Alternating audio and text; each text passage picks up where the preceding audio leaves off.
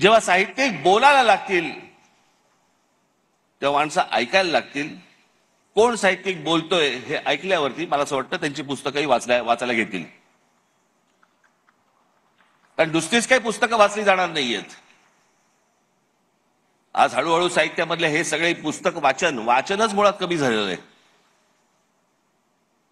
कारण जे काय येते ते व्हॉट्सअपवर येते. आम्ही पाहतही नाही होते खरं आहे का खोटं आहे का काय आहे. परवा कोणी काही औषधं पण सांगायला लागले हो आता. घराघरात डॉक्टर झालेत.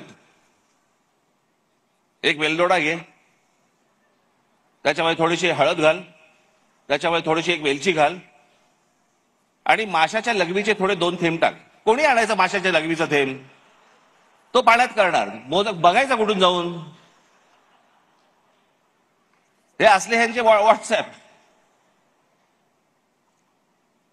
आज जे मला असं वाटतं जे तुम्हाला प्रबोधन जे होईल ते मला असं वाटतं पुस्तकातनंच होईल. प्रत्येक मराठी मुलांनी, मुलींनी, तरुणींनी, तरुणांनी, सर्वांनी मला असं वाटतं पुस्तक, साहित्य हे वाचलं पाहिजे. त्यात आपण बोध घेतला पाहिजे. आंधळेपणाने कोणाच्याही मागे न लागता खरंच काय नक्की झालंय, काय कुठच्या गोष्टी आतापर्यंत होऊन गेलेल्या आहेत, आपला इतिहास काय आहे नेमका, मला असं वाटतं हे प्रबोधन तुमचं होणं गरजेचं आहे. त्याच्यासाठी तुम्ही वाचणं गरजेचं आहे. आज या प्रकारचं जे संमेलन आज भरवलं गेलेलं आहे, या संमेलनामधनं ज्यावेळेला तुम्ही उठाल त्यावेळेला तुम्ही किमान 10 लोकांना तरी सांगितलं पाहिजे की जाऊन पुस्तक बघून ये आणि घेऊन ये.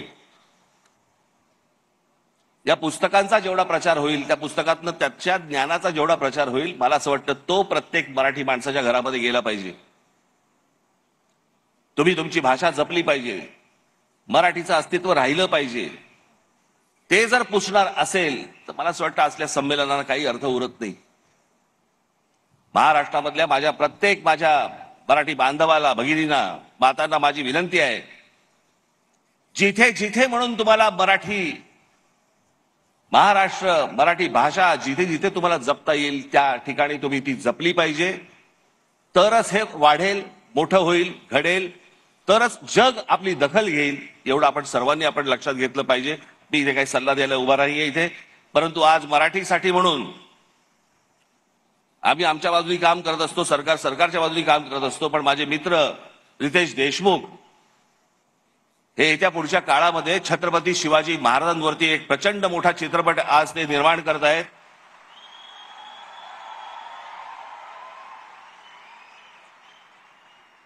शिवरायांच्या भूमिकेमध्ये ते स्वतः आहेत.